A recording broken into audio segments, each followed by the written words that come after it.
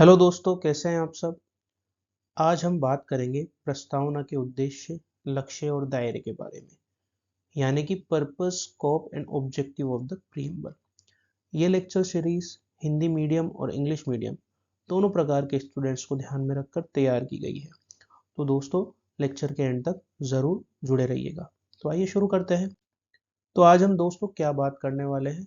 आज हम 3 टॉपिक पे बात करेंगे: purpose of the preamble, scope of the preamble and objective of the preamble.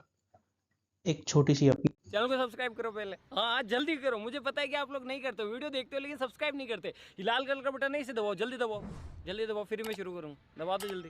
दबा दिया, घंटी भी दबा देना। ठीक। तो दोस्तों, ये एक छोटी सी अपील थी। तो वापस आते हैं टॉपिक पे। तो पहला जो हमारा टॉपिक है वो क्या है दोस्तों। The first one is purpose of the preamble, यानी कि प्रस्तावना का उद्देश्य क्या है। उद्देश्य से यहाँ तात्पर्य है कि प्रस्तावना आखिर है क्या, उद्देश्य क्या है, इसका पर्पस क्या है। तो द फर्स्ट वन इज कि ये सरकार और उसके नागरिकों के लिए नैतिक दिशा सूचक के रूप में कार्य करता है, यानी कि सरकार और उसके नागरिकों के लिए एक दिशा सूचक के रूप में कार्य करता है और उन सिद्धांतों की याद दिलाता है जिन पर राष्ट्र का निर्माण हुआ है। ठीक है। दूसरा क्या है, प्रस्तावना नागरिकों के लिए प्रेरणा स्रोत के रूप में कार्य करती है। तीसरा, ये संविधान की मूलभूत विशेषताओं का एक संक्षिप्त लेकिन व्यापक सारांश प्रदान करता है।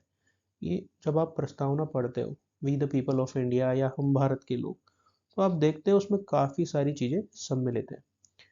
इन समरी अगर हम बात करें दोस्तों, तो इन समरी क्या है प्रस्तावना। The preamble reflects the core values and goals of the constitution aims to achieve, यानी कि ये क्या रिफ्लेक्ट करती है, the core values and the goals the constitution aims to achieve. ठीक है। Provides the spirit and philosophy behind the Indian constitution, यानी कि क्या बताता है, स्पिरिट एंड फिलोसॉफी जो है बिहाइंड द इंडियन कॉन्स्टिट्यूशन वो बताता है। It lays down the guiding principle that influence the interpretation of the constitution provision, यानी कि ये गाइडिंग प्रिंसिपल ले डाउन करता है जो influence the interpretation of the constitution provision, यानी कि जो संविधानिक जो प्रोविजन है उनके इंटरप्रिटेशन में सहायक है। लैंडमार्क जजमेंट की बात करें तो केशवानंद भारती केस, इसके बारे में लगभग हम सभी ने पढ़ा है। ये declare that the preamble is the part of the constitution reflects it's basic structure, यानी कि कोर्ट ने भी कहा है कि प्रीएम्बल संविधान का एक मूलभूत भाग है। दूसरे टॉपिक की बात करें दोस्तों, तो scope of the preamble. Scope, प्रस्तावना का क्या दायरा है। इसका दायरा क्या है, व्यापक है, क्योंकि ये पूरे संविधान के लिए दिशा निर्धारित करता है। ठीक है। प्रस्तावना का दायरा क्या है, पूरे संविधान के बारे में बताता है, एक समरी है एक तरीके से। ये उन व्यापक लक्ष्यों और आदर्शों को स्थापित करता है जिनका राष्ट्र के शासन में अनुसरण किया जाना चाहिए। ठीक है। ये का उन लक्ष्यों और आदर्शों को भी बताता है जो राष्ट्र के शासन में अनुसरण यानी कि फॉलो किए जाने चाहिए। ठीक है। दूसरी चीज है, यह न्यायपालिका, विधायिका और सरकार की कार्यकारी शाखाओं को सूचित करता है। ठीक है। इसके अलावा प्रस्तावना एक क्या है, गतिशील दस्तावेज है जो समाज की बदलती जरूरतों और आकांक्षाओं को अपनाने में सक्षम है। इन समरी बात करें तो प्रस्तावना का स्कोप क्या है दोस्तों। The first one is it is a interpretive tool. The preamble is used by courts to interpret ambiguous provision of the constitution. संविधान के जो एम्बिगुअस प्रोविजन है उनको इंटरप्रेट करने में ये सहायक है, पार्ट ऑफ द कॉन्स्टिट्यूशन है। दो non enforceable in courts, it is an essential part of the constitution। माना कि नॉन एन्फोर्सेबल है कोर्ट्स में, लेकिन ये संविधान का भाग है, इसे हटाया नहीं जा सकता।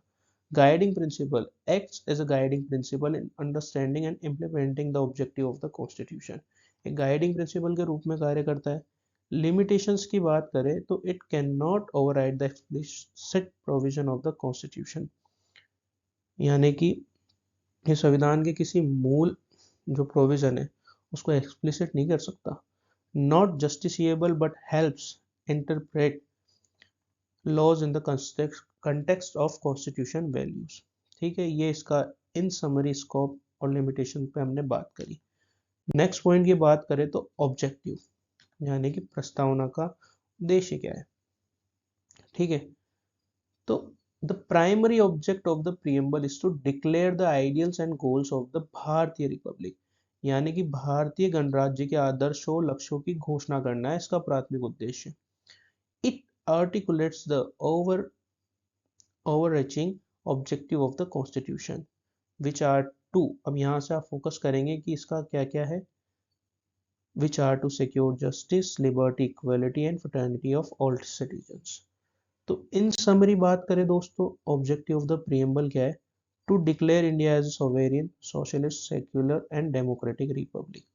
हम भारत के लोग भारत को एक संपूर्ण प्रभुत्व संपन्न गणराज्य, या फिर इंग्लिश में बात करें तो we the people of India, ठीक है, इसके आगे सेम आता है, या to declare sovereign socialist secular, ठीक है, तो ये एक ऑब्जेक्टिव हो गया।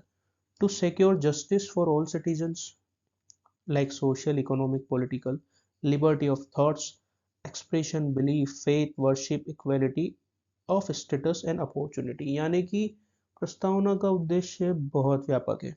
ये क्या करता है, ये एक तरीके से ऑल सिटीजन्स के लिए जस्टिस, जिसमें हर तरह का जस्टिस आ गया, social economic political, liberty of thoughts expression belief faith worship equality और स्टेटस एंड अपॉर्चुनिटी, ये सभी जस्टिस सभी न्याय को सिक्योर करता है फॉर ऑल सिटीजन्स। की प्रोविजंस वही जस्टिस में आ गया अपने, social economic political, liberty freedom of thoughts विचार करने की आज़ादी एंड एक्सप्रेस करने की आज़ादी, इक्वालिटी समानता का अधिकार, fraternity promoting unity and dignity. तो दोस्तों इन समरी हम बात करते हैं कि हमने क्या देखा, purpose scope and objective of the preamble. तो दोस्तों आपको ये लेक्चर कैसा लगा, इसके पॉइंटर्स कैसे लगे, आपकी कुछ सजेशन हो कुछ सवाल हो तो आप कमेंट्स में पूछ सकते हैं। साथ ही अगर आपको ये लेक्चर अच्छा लगा हो तो अपने दोस्तों के साथ शेयर कर सकते हैं और चैनल को सब्सक्राइब कर सकते हैं। मिलते हैं अगले लेक्चर में। बाय बाय, थैंक यू, धन्यवाद।